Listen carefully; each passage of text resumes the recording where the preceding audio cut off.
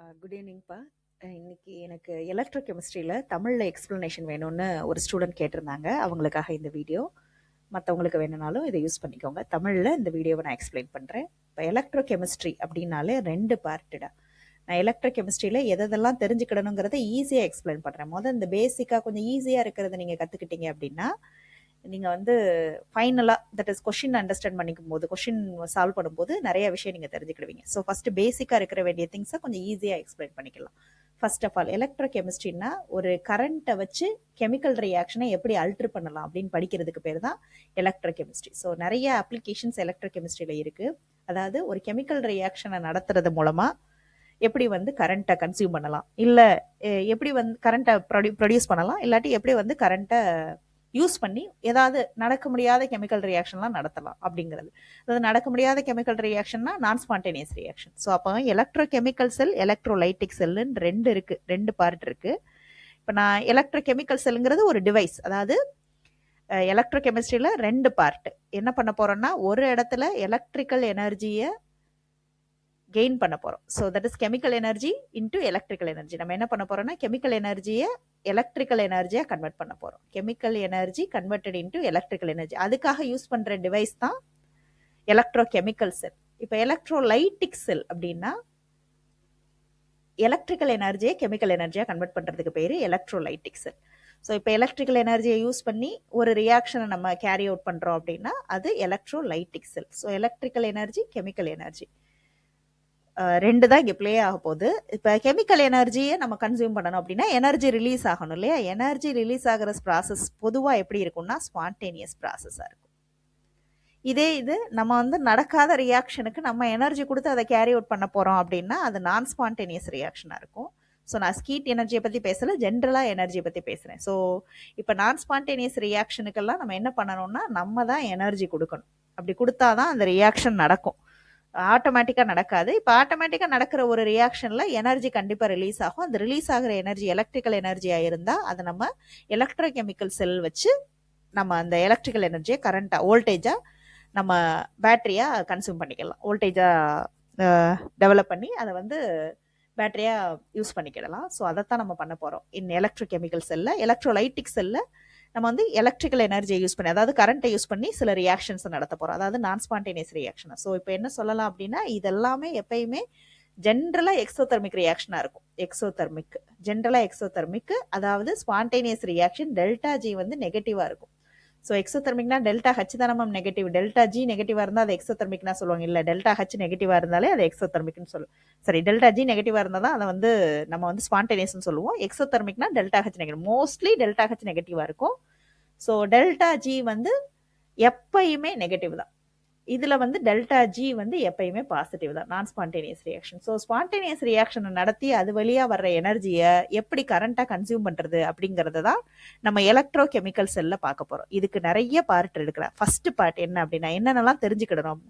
இதுக்கு வந்து நம்ம என்ன பண்ணணும்னா, நம்மளுக்கு என்ன தெரியும், மூவ்மெண்ட் ஆஃப் எலக்ட்ரான்ஸுங்கிறது தான் கரண்ட். அப்போ மூவ்மெண்ட் ஆஃப் எலக்ட்ரான்ஸை கேரி அவுட் பண்ணணும் அப்படின்னா ரிடக்ஷன் கம்பார்ட்மெண்ட்டையும் ஆக்சிடேஷன் கம்பார்ட்மெண்ட்டையும் பிரித்து வைக்க போகிறோம். ஏன்னா நம்ம ரிடாக்ஸ் ரியாக்ஷன் என்ன படித்தோம், நம்பர் ஆஃப் எலக்ட்ரான் டிரான்ஸ்ஃபர். ஆக்சிடேஷன்னா கெயின் ஆஃப் ஆக்சிடேஷன்னா லாஸ் ஆஃப் எலக்ட்ரான், ரைட்? ஆக்சிடேஷன்னா லாஸ் ஆஃப் எலக்ட்ரான். ஸோ எலக்ட்ரானை ஒரு பார்ட் ஆஃப் ரியாக்ஷன் வந்து லாஸ் பண்ண தயாராக இருக்குது. ரிடக்ஷன்னா கெயின் ஆஃப் எலக்ட்ரான், ஒரு பார்ட் ஆஃப் ரியாக்ஷன் வந்து எலக்ட்ரானை கெயின் பண்ணுறதுக்கு தயாராக இருக்குது. So loss of electrons, gain of electrons 2 category இருக்குது. இப்போ லாஸ் ஆஃப் எலக்ட்ரான்ஸில் லாஸ் பண்ண எலக்ட்ரானை, கெயின் ஆஃப் எலக்ட்ரான்ஸ் அதாவது கெயின் பண்ண வேண்டிய பார்ட்டை நம்ம பிரித்து வச்சுட்டோம்னா எலக்ட்ரான் லாஸ் ஆனது எந்த இடத்துல தேவையோ அதை நோக்கி ஓட ஆரம்பிக்கும். ஸோ நடுவில் மூவ்மெண்ட் ஆஃப் எலக்ட்ரான்ஸ் கிடைக்கும். அதை நம்ம வோல்டேஜ் டிஃபரன்ஸாக எடுத்து, தட் இஸ் எலக்ட்ரான் மூவ்மெண்ட்டாக கரண்ட்டாக நம்ம கன்சியூம் பண்ணிக்கிடலாம். ஸோ நம்ம ஒரு வோல்டேஜ் டிஃபரன்ஸை கிரியேட் பண்ண போகிறோம். வோல்டேஜ் டிஃபரன்ஸ்னா என்ன அர்த்தம், ஒரு பக்கம் எலக்ட்ரான் எக்ஸஸாக இருக்குது, ஒரு பக்கம் எலக்ட்ரான்ஸ் கம்மியாக இருக்குது. ஒரு பக்கம் எலக்ட்ரான்ஸோட நீட் இருக்கு, ஒரு பக்கம் எலக்ட்ரான்ஸ் எக்ஸஸா இருக்கு. ஸோ அது அந்த டிஃபரன்ஸ்க்கு பேர் தான் பொட்டன்ஷியல் டிஃபரன்ஸ். அப்படி ஒரு டிஃபரன்ஸை கிரியேட் பண்ணி வச்சுட்டோம் அப்படின்னா ஆட்டோமேட்டிக்கா higher number of electron, excess எலக்ட்ரான்ல இருந்து எங்க எலக்ட்ரான் பார்ட் கம்மியா இருக்கோ அங்க ஆட்டோமேட்டிக்கா எலக்ட்ரான்ஸ் வந்து மூவ் ஆக ஆரம்பிச்சிடும். இவ்வளவுதான்டா பேசிக் கான்செப்ட்ஸ். இப்போ நான் இதுல என்னென்ன பார்ட்லாம் யூஸ் பண்ண போறோம் அப்படிங்கறத சொல்றேன். இப்போ இங்க லெஃப்ட் சைட்ல பாருங்க, ஒரு எலக்ட்ரோலைட் எடுத்து ஒரு ராடை டிப் பண்ணிருக்கோம், அவ்வளவுதான். நீங்க ஜிங்க் பண்ணிருக்கோம், காப்பர் பண்ணிருக்கோம், இப்பெல்லாம் யோசிக்க வேண்டாம். ஒரு எலக்ட்ரோட எடுத்து, எலக்ட்ரோட்னா என்ன அர்த்தம், ஒரு மெட்டல் பார்ட். அந்த மெட்டல் பார்ட் தான் எலக்ட்ரானை அக்வஸ் பார்ட்ல இருந்து வெளியே கொண்டு வரதுக்கு யூஸ் ஆகும், இல்ல அக்வஸ் பார்ட்டுக்கு உள்ள கொண்டு போறதுக்கு யூஸ் ஆகும். நல்லா புரிஞ்சுக்கிடணும், எலக்ட்ரோடுங்கிறது ஒரு மீடியம், எலக்ட்ரானை டிரான்ஸ்ஃபர் பண்ண போகுது எங்க இருந்து அக்வஸ் பார்ட்டுக்கு, அதாவது நம்மளோட சோர்ஸ்ல இருந்து அக்வஸ் பார்ட்டுக்கோ இல்ல அக்வஸ் பார்ட்ல இருந்து சோர்ஸுக்கோ எலக்ட்ரான்ஸை மூவ் பண்ண போகுது. அதே மாதிரி இது என்னது, இங்கேயும் எலக்ட்ரோட் யூஸ் பண்றாங்க, இது என்ன ஆகுது, இதுவுமே எலக்ட்ரானை டிரான்ஸ்ஃபர் பண்றதுக்கு யூஸ் ஆகுது. ஸோ அப்போ ஒரு மெட்டல் பார்ட் எலக்ட்ரானை டிரான்ஸ்ஃபர் பண்றதுக்கு யூஸ் ஆச்சுன்னா அதுக்கு பேரு எலக்ட்ரோடு. நல்லா புரிஞ்சுக்கிடணும், அதுக்கு பேரு எலக்ட்ரோடு. ஸோ எலக்ட்ரோடுங்கிறது ஒரு ஜஸ்ட் மீடியம் தான், ஒரு டிரான்ஸ்ஃபர் ஆகிறதுக்கு யூஸ் பண்றதா. மறுபடியும் பாஸ் பண்ணி கேட்டுக்கோங்க. அடுத்தது இந்த இடத்துல இன்னொன்னு என்ன எடுத்திருக்காங்கன்னா எலக்ட்ரோலைட். எலக்ட்ரோலைட்னா என்ன அர்த்தம், எப்பயுமே தண்ணி கரண்ட்டை கண்டக்ட் பண்ணாது, கரண்ட்டை ஒரு இடத்துல இருந்து இன்னொரு இடத்துக்கு மூவ் பண்ணாது, அதுல அயான்ஸ் இருந்தாதான் அந்த வேலையை செய்யும். அப்போ எந்த சால்ட்டுக்கெல்லாம் தண்ணிக்குள்ள சால்ட்டோ இல்ல வாட்டவர் எந்த காம்பவுண்டோ தண்ணிக்குள்ள டிசால்வ் ஆகிறப்ப அயான்ஸா பிரியுதோ அதெல்லாம் கரண்ட்டை கண்டக்ட் பண்ணும். ஸோ எதெல்லாம் அயான்ஸா பிரியிற கேப்பபிலிட்டி இருக்கோ அது எல்லாத்தையுமே நம்ம எலக்ட்ரோலைட்னு சொல்லுவோம். இப்போ நம்ம என்ன பண்ணிருக்கோம்னா ஒரு எலக்ட்ரோலைட் ஏன் மேம் இதெல்லாம் பண்றோம் அப்படிங்கிறத நான் சொல்றேன், உங்களுக்கு எக்ஸ்பிளைன் பண்றேன். பாருங்க, நான் ஒரு எலக்ட்ரோலைட் எடுத்திருக்கேன், அதுக்கு கரஸ்பாண்டிங்கா ஒரு ராடை உள்ள டிப் பண்ணிருக்கேன். அதே மாதிரி இந்த பக்கமும் ஒரு எலக்ட்ரோலைட் எடுத்திருக்கேன், அதுக்கு கரஸ்பாண்டிங்கா ஒரு ராடை டிப் பண்ணிருக்கேன். சரி, இப்ப 2 பார்ட் எடுத்துட்டேன். ஒரு பார்ட்ல என்ன இருக்கு அப்படின்னா Cu இருக்கு, Cu2+ இருக்கு. இன்னொரு பார்ட்ல என்ன இருக்குன்னா Zn இருக்கு, Zn2+ இருக்கு. 2 பார்ட்டும் இருக்கு, நல்லா கவனிச்சுக்கோங்க. Zn Zn2+ இருக்கு. ஸோ இப்போ இது ரெண்டையுமே கான்டாக்ட்ல வைக்கிறதுல என்ன ஆகும்னு பாருங்களேன். Zn Zn2+ ரெண்டுமே கான்டாக்ட்ல இருக்கு அப்படின்னா நீங்க போய் ரிடாக்ஸ் பொட்டன்ஷியல் சீரீஸ்னு ஒரு பெரிய டேப்லர் காலம் இருக்கும், அது சிபிஎஸ்இ புக்கா இருந்தாலும் சரி ஸ்டேட் போர்டு புக்கா இருந்தாலும் சரி, redox potential series, that is reduction potential series அப்படின்னு ஒரு சீரீஸ் இருக்கும்பா. அதுல போய் நீங்க செக் பண்ணுங்க, ரிடக்ஷன் பொட்டன்ஷியல் சீரீஸ். இப்ப பாருங்க, இதுல என்னன்னா ஜிங்க் அதாவது ஜிங்க் 2+ ரிடக்ஷன் பொட்டன்ஷியல் தானே, எப்பயுமே ரிடக்ஷன் ரியாக்ஷன் தான் காமிச்சிருப்பாங்க.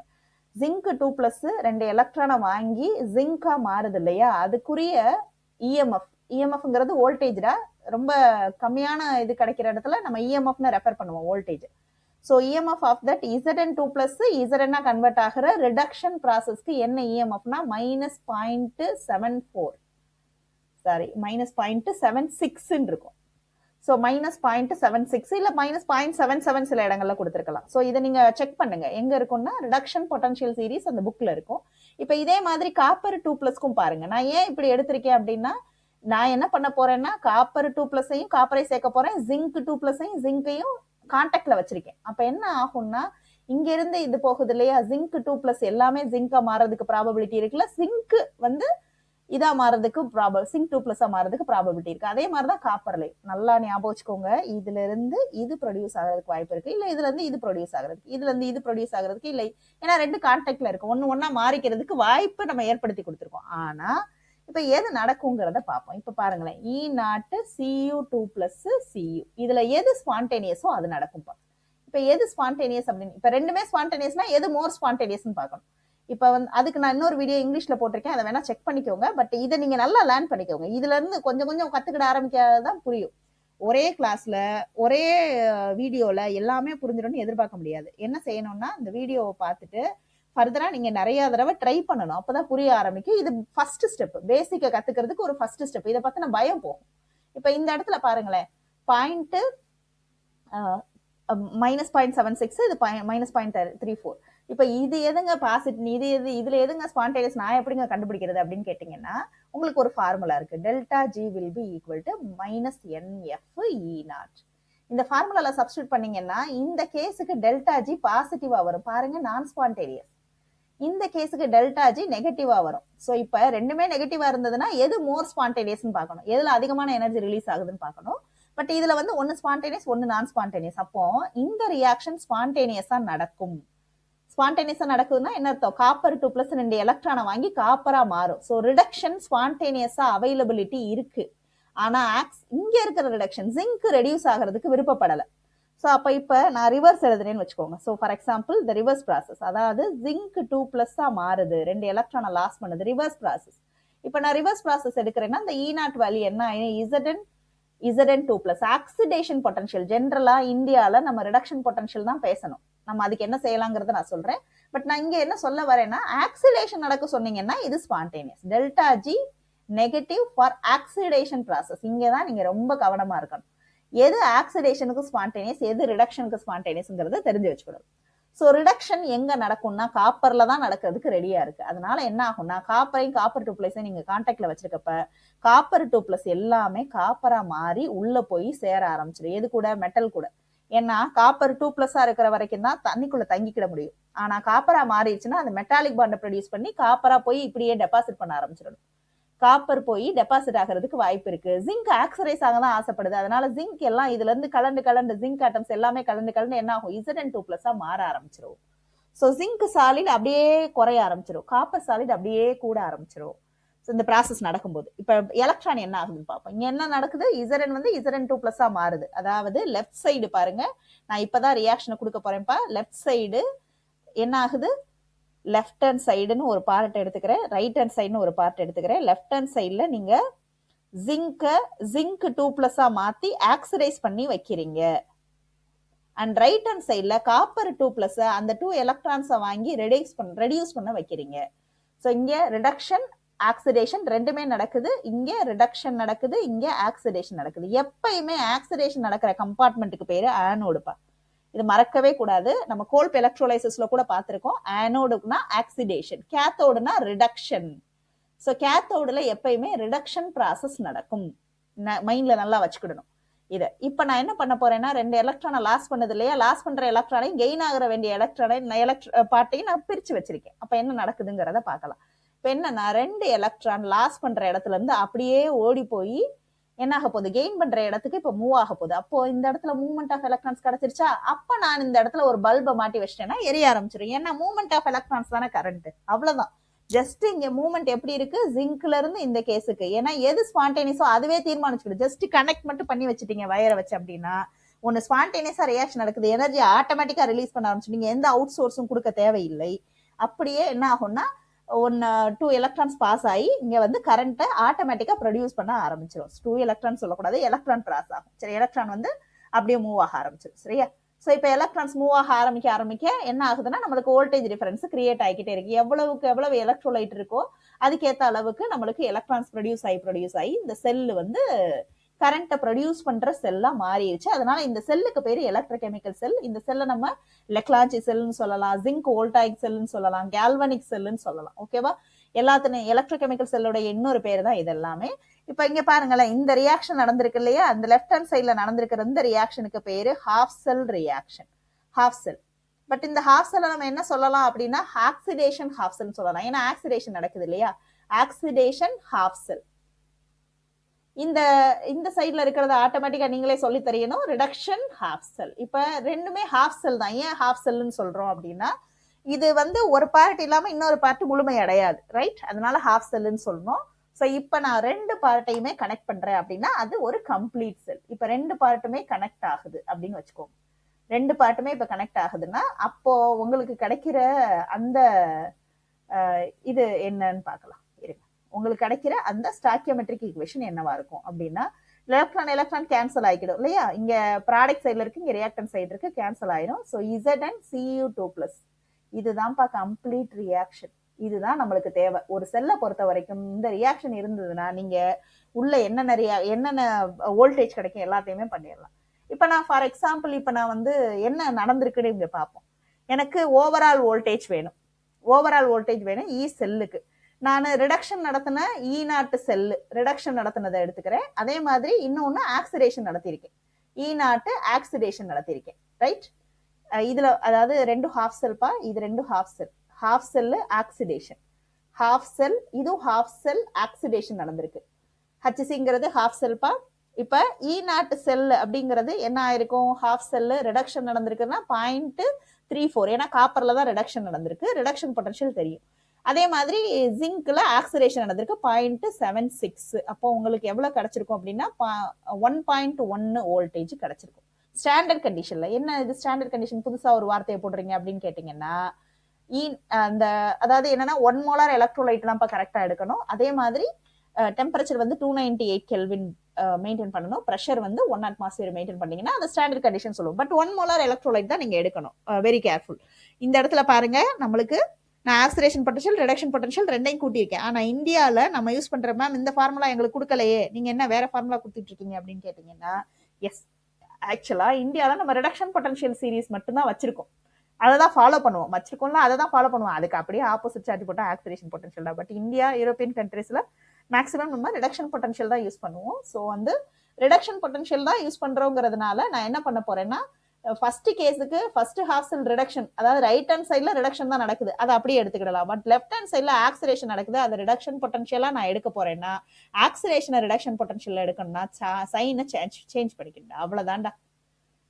ஏன் இங்க எப்படி போட்டிருக்கேன் நல்லா கவனிங்க. இந்த இடத்துல ஹாஃப் செல்லு ஆக்சிலேஷன் எடுத்ததுனால பிளஸ் பண்ணிக்கிட்டேன், ஹாஃப் செல்லு ரிடக்ஷன் எடுக்கிறேன். ஆனா அங்க ஒரிஜினலா ஆக்சிலேஷன் நடந்துகிட்டு இருக்கு, அதனாலதான் சார்ஜ் நெகட்டிவ் பண்ணிட்டு அது ரிடக்ஷன் பொட்டன்ஷியலா எடுத்திருக்கேன்.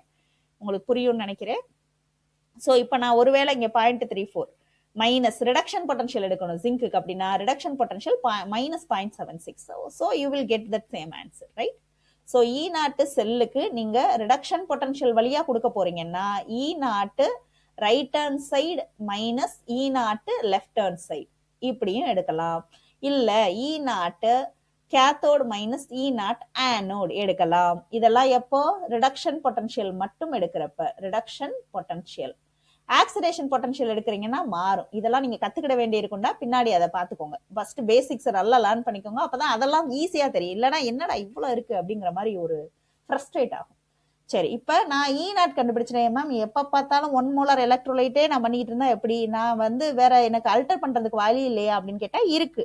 அதை நம்மளுக்கு யார் சொல்லி கொடுத்தா அப்படின்னா நர்ன்ஸ்ட் ஈக்குவேஷன். அவர் வந்து நர்ன்ஸ்ட் வந்து ஒரு ஈக்குவேஷன் நம்மளுக்கு கொடுக்குறாரு. இந்த ஈக்குவேஷன் வழியா நம்ம ஒரு கொஞ்சம் ஸ்டாண்டர்ட் கண்டிஷன்லேயே பண்ணாம கொஞ்சம் அல்டர் பண்ணா கூட நம்ம வந்து எவ்வளவு வோல்டேஜ் கிடைக்கும் அப்படிங்கறத நம்ம ஈஸியா பாத்துக்கிடலாம். அது எப்படின்னா இவர் எப்படி டிரைவ் பண்றாருங்கிறத பாருங்க. நம்மளுக்கு ஏற்கனவே ஒரு ஃபார்முலா இருக்கு தெர்மோடைனமிக்ஸ் படி. Delta G is equal to delta G naught plus RT ln K equilibrium. Sorry, RT ln K equilibrium எடுத்துட்டீங்கன்னா இது 0 ஆயிரும். ஆர்டி லான் கியூசி. கியூசிங்கிறது என்னங்கிறத நீங்க ஈக்குலிபிரியம் பார்ட்ல படிச்சிருப்பீங்கடா. கியூசிங்கிறது ரியாக்ஷன் குவாஷியன்ட். அது தெரியலைன்னா அதை போய் லேர்ன் பண்ணிட்டு வந்துருங்க ஒரு தடவை. ரியாக்ஷன் குவாஷியன்ட்டுக்கும் ஈக்குலிபிரியம் கான்ஸ்டன்ட்டுக்கும் சேம் ஃபார்முலா தான். பட் ஈக்குலிபிரியம் கான்ஸ்டன்ட் வந்து ப்ராடக்ட் டிவைடட் பை ரியாக்டன் போடுறோம் இல்லையா, அது எந்த கண்டிஷன் வேணாலும் இருக்கு, அது ஈக்குலிபிரியம் கண்டிஷன்ல தான் இருக்கணும். ஆனா கியூசிங்கிறது ஈக்குலிபிரியம் தாண்டி போனாலும் சரி, இல்ல பிஃபோர் ரீச்சிங் தட் ஈக்குலிபிரியம்ங்கிறத கண்டுபிடிக்கிறதுக்கு பேரு கியூசி. நான் சொல்றது உங்களுக்கு எந்த அளவுக்கு புரியுதுங்கிறது தெரியலடா. அதாவது கியூசி அப்படின்னா அங்கேயும் ப்ராடக்ட் டிவைடட் பை ரியாக்டன் தான், பட் அட் எனி கண்டிஷன். ப்ராடக்டுடைய concentration at any condition, product divided by reactant concentration at any condition. But இதே இது கேசி ஈக்குலிபிரியம் கான்ஸ்டன்ட் நீங்க இதே ஃபார்முலா தானே நம்ம படிச்சோம் அப்படிம்பீங்க. இது என்னன்னா at only equilibrium condition. Equilibrium கண்டிஷன்னா என்ன அர்த்தம்? இது ஒரு கண்டிஷன் தான், தட் இஸ் ஃபார்வர்ட் ரியாக்ஷனுடைய ஸ்பீடும் பேக்வர்ட் ரியாக்ஷனுடைய ஸ்பீடும் ஒன்று போல இருந்ததுன்னா அது ஈக்குலிபிரியம் கண்டிஷன் சொல்லுவோம். ஸோ ஈக்குலிபிரியம் கண்டிஷன்ல எடுத்தீங்கன்னா இந்த ஃபார்முலா வேற. ஏன்னா ஈக்குலிபிரியம் கண்டிஷன்ல டெல்டா ஜி வந்து 0 ஆயிருண்டா. So delta G naught plus RT ln KC. But ஆனா நம்ம நான்ஸ்ட் ஈக்குவேஷனுக்கு யூஸ் பண்ண போறது இதுதான். நான் நான்ஸ்ட் ஈக்குவேஷனுக்கு யூஸ் பண்றதுக்கு பாக்குறேன் பாருங்க. இப்போ நான்ஸ்ட் ஈக்குவேஷன்ல delta G is equal to delta G naught plus RT LN K equilibrium. So board student இதை எடுத்துக்கலாம்டா. அகைன் நான் வந்து ஏ ஈக்குலிபிரியம் போடுறேன் பாருங்க, கியூசி. ஸோ இங்கே பாருங்க, இப்போ டெல்டா ஜி செல்லுக்கும் பண்ணிக்கலாம், ஹாஃப் செல்லுக்கும் பண்ணிக்கலாம்டா. நான் இப்போ பாருங்களேன், டெல்டா ஜி வந்து ஒரு கம்ப்ளீட் செல்லுக்கு பண்றேன்னா டெல்டா ஜி என்ன சொல்லலாம்? என்எஃப் இ செல் அப்படின்னு சொல்லலாம். That is equal to E naught cell. சிங்கிறது செல்பா. ஆர்டி எல்என் கியூசின்னா product concentration divided by reactant concentration. So இப்போ இ நாட் செல்லுக்கு நான் என்ன பண்ணலாம்? சாரி, இங்க பாருங்க, நான் ஃபார்முலாவை கரெக்டா போடல பாருங்க. மைனஸ் என்எஃப் இ நாட் செல். ஸோ இப்போ எனக்கு இ செல் தான் வேணும். அதாவது எனக்கு என்னன்னா ஸ்டாண்டர்ட் கண்டிஷன் இல்லாம பொட்டன்ஷியல் என்ன கிடைக்குங்கிறத கண்டுபிடிச்சு கொடுக்கணும். பட் லெஃப்ட் ஹேண்ட் சைட்ல பாத்தீங்கன்னா மைனஸ் என்எஃப்ங்கிறது எக்ஸ்ட்ராவா இருக்கு. அதனால ஓவராலா அந்த ஈக்குவேஷனை மைனஸ் என்எஃப் டிவைட் பண்றேன் அப்படின்னு வச்சுக்கோங்களேன். என்ன ஆகும்? இந்த என்எஃப் இந்த என்எஃப் கேன்சல் ஆயிரும், இந்த என்எஃப் இந்த என்எஃப் கேன்சல் ஆயிரும். ஸோ இதுக்கு மட்டும் நெகட்டிவ் என்எஃப் கீழே நிற்கும், சரிதானே? இதுக்கு மட்டும் நெகட்டிவ் என்எஃப் கீழே நிற்கும். ஸோ இப்போ என்ன ஆயிருச்சு பாருங்க, E naught cell E cell is equal to E naught cell minus RT divided by NF. டீயை விட்டுட்டேன் இங்க, ஆர்டி டிவைடட் பை என்எஃப். லான லாகா எழுதிக்கிறேன், ஏன்னா எப்பயுமே நம்மளுக்கு லாகிருதம் வேல்யூ தான் இருக்கும் டேபிள்ல. ஸோ லான லாகா மாத்தோம்னா 2.303 இன்ட்டு லாகுடா. ஸோ இப்போ பாருங்க E cell will be equal to E naught cell. இப்போ இந்த இது எல்லாத்தையும் சேர்த்து நர்ன்ஸ்ட் நம்மளுக்கே கொடுத்துட்டாரு. ஆறுங்கிறது யூனிவர்சல் கேஸ் கான்ஸ்டன்ட்ரா 8.314 ஜூல்ல போட்டோம்னா டெம்பரேச்சர் வந்து 298 கெல்வின்ல நம்ம மேக்ஸிமம் பண்ணுவோம் இந்த ப்ராசஸ். அப்புறம் இது எல்லாத்தையும் மல்டிப்ளை பண்ணா 0.0591ங்கிற வேல்யூ வரும்டா. எஃப்ங்கிறது Faraday 96,500. 0.0591 divided by number of electron transfer log of product concentration divided by reactant concentration. So இப்போ நான் இதை செல்லுக்கு அப்ளை பண்றேன் இல்லையா, செல்லு, அதனால செல் ரியாக்ஷன் எழுதணும். செல் ரியாக்ஷன் பாருங்க Zn Cu 2+ ரியாக்டன் சைட்ல இருக்கும், ப்ராடக்ட் சைடு Cu ஜிங்க் 2+ இருக்கும், ரைட். இப்போ நான் வந்து E cell will be equal to E naught cell. Number of electron transfer ஆனது 2 எலக்ட்ரான் தான் இந்த ப்ராசஸ்ல டிரான்ஸ்ஃபர் ஆச்சு. ஸோ பிளஸ் போடுறேன் பாருங்க, minus 0.0591 divided by 2 log of product concentration divided by reactant concentration. இப்ப ப்ராடக்ட்ல பாருங்க 2 இருக்கு, இருந்தாலும் நான் ஜிங்கை மட்டும் தான் எடுக்கிறேன். அதே மாதிரி ரியாக்டன் சைடு ஏன்னா சாலிட ஈக்குலிபிரியத்துல எடுக்க வேண்டிய அவசியம் இல்லை. ஒன்னு அக்வஸ் எடுக்கணும், இல்லாட்டி எதை எடுக்கணும், அயான்ஸ் எடுக்கணும். அயானிக் ஈக்குலிபிரியம் இல்ல கேசியஸ் ஈக்குலிபிரியம், 2 தான் நம்மகிட்ட இருக்கு. அப்போ அக்வஸை மட்டும் நீங்க கன்சிடர் பண்ணா போதும். இங்க Zn2+ ஸ்கொயர் பிராக்கெட்ல போட்டிருக்கல, இதோட அர்த்தம் என்ன, கான்சன்ட்ரேஷன் ஆஃப் ஜிங்க் 2+ அயான்ஸ், அதாவது number of moles of zinc 2+ ions divided by volume of the solution in litre. புரியுதா? இதான் கான்சன்ட்ரேஷன் டேர்ம். புரியுதா? That is concentration. இப்ப நான் இ செல்லுக்கு எழுதியிருக்கேன்டா, நான்ஸ்ட் ஈக்குவேஷன் அப்ளை பண்ணி இ செல். நீங்க ஹாஃப் செல்லு கூட கண்டுபிடிக்கலாம். பட் ஆனா ஸ்டாண்டர்ட் செல் கண்டுபிடிக்கிறீங்களா, அது ஹாஃப் செல் கண்டுபிடிக்க முடியாது. நான்ஸ்ட் நம்மளுக்கு எவ்வளவு ஹெல்ப் பண்ணிருக்காரு பாருங்க. இப்ப இ ஹாஃப் செல் எடுக்கிறேன். E half cell, E naught half cell. இப்ப நான் ஜிங்க்கு அப்ளை பண்ணட்டுமா? 0.0591. ஜிங்க் கேஸுக்கு எத்தனை எலக்ட்ரான் டிரான்ஸ்ஃபர் ஆகுது எல்லாத்தையும் பார்க்கணும். Product concent divided by reactant concentration. இந்த ரியாக்ஷன் எடுத்துக்கிட்டேன்ப்பா, ஜிங்க் ஹாஃப் செல்க்கு பண்ண போறேன். எனக்கு ஜிங்க் இந்த ரியாக்ஷன்ல ஆக்சிடைஸ் தான் ஆகுது. ஸோ இதான் ரியாக்ஷன், அதுல நடக்கிற ரியாக்ஷன். அப்போ E half cell will be E naught half cell. இப்ப இ நாட் ஹாஃப் செல்ல நான் என்ன போடணும்? இப்ப பாருங்க, நான் எடுத்திருக்கிறது ஆக்சிடேஷன், ரைட். ஸோ ஆக்சிடேஷன் பொட்டன்ஷியலை தான் நீங்க இங்க போடணும். ஏன்னா ஆக்சிடேஷன் தான் நடக்குது. இதுல போய் நீங்க அங்க மட்டும் ஏமம் அப்படி போட்டீங்க அப்படின்னு கேட்டீங்கன்னா, நான் ரிடக்ஷன் பொட்டன்ஷியல் ஆக்சிடேஷன் பொட்டன்ஷியல் மாத்திரக்கு சைனை மாத்திட்டேன். அதனால நான் ரிடக்ஷன் பொட்டன்ஷியல் யூஸ் பண்ணேன் ஸ்டாண்டர்ட்ல. பட் இங்க நான் சைனை மாத்தல, அதனால நான் அப்படியே யூஸ் பண்ண போறேன். ஸோ இப்ப பாருங்க, இ ஹாஃப் செல்லு இந்த ரியாக்ஷனுக்கு தான், நம்பர் ஆஃப் எலக்ட்ரான் டிரான்ஸ்ஃபர் 2. அப்போ இ நாட் ஹாஃப் செல்லு நான் ஆக்சிடேஷன் பொட்டன்ஷியல் தான் போடணும். ஆக்சிடேஷன் பொட்டன்ஷியல் இதுக்கு 0.76. நல்லா பாத்துக்கோங்க, இது ஆக்சிடேஷன் பொட்டன்ஷியல், ரைட். அடுத்து லாக் ஆஃப் ப்ராடக்ட் சைட்ல என்ன இருக்கு அப்படின்னா Zn2+ இருக்கு, ரியாக்டன் சைட்ல இல்லை. ஏன்னா அது சாலிட், அதனால அதை கணக்குல எடுத்துக்க தேவையில்லை, சும்மா ஒண்ணுன்னு வச்சுக்கிடலாம். சரியா? சோ அப்போ இ ஹாஃப் செல்லுக்கு பண்ணிருக்கேன். இதே மாதிரி ஜிங்க்கு காப்பருக்கு பண்றேன் பாருங்க. காப்பர் 2+, இது காப்பர் வந்து ரெடியூஸ் ஆகுது எனக்கு. சோ நான் இங்க கண்டுபிடிக்கிற இந்த இ நாட் ஹாஃப் செல்லுங்கிறது என்னதுப்பா, ஆக்சிடேஷன் பொட்டன்ஷியல். இ செல்லுங்கிறது ஆக்சிடேஷன் பொட்டன்ஷியல். இங்க நான் கண்டுபிடிக்கிறது ஆக்சிடேஷன் பொட்டன்ஷியல். ஏன்னா இங்க ஆக்சிடேஷன் தான் நடக்குது. இங்க காப்பர் 2+ வந்து காப்பர் 2 எலக்ட்ரான் இங்க ஆட் பண்றேன், 2. இப்ப காப்பர் கிடைக்குது. இப்ப இதுல பாத்துங்க இ ஹாஃப் செல். இப்ப நான் கண்டுபிடிக்க போறது ரிடக்ஷன் பொட்டன்ஷியல். ஸ்டாண்டர்ட் கண்டிஷன் இல்லாம நார்மல் கண்டிஷன்ல பண்ண போறேன். இது 0.34. ஏன்னா ரிடக்ஷன் நடக்குதுன்னா ரிடக்ஷன் பொட்டன்ஷியல், காப்பரோட ரிடக்ஷன் பொட்டன்ஷியல் 0.34. இது எங்க இருக்கும், அந்த டேட்டால இருக்கும், போய் பார்க்கணும். அதை லாக் ஆஃப் Zn, இப்ப ப்ராடக்ட் சைட்ல காப்பர் இருக்கு, அதை நம்ம கணக்குல எடுத்துக்கிட முடியாது, அது solid form Cu2+ concentration. That's it. அவ்வளவுதான், ரொம்ப ஈஸியா இருக்கா? ஹாஃப் செல்லுக்கு செல்லுக்கு ரெண்டுமே பண்ணலாம்.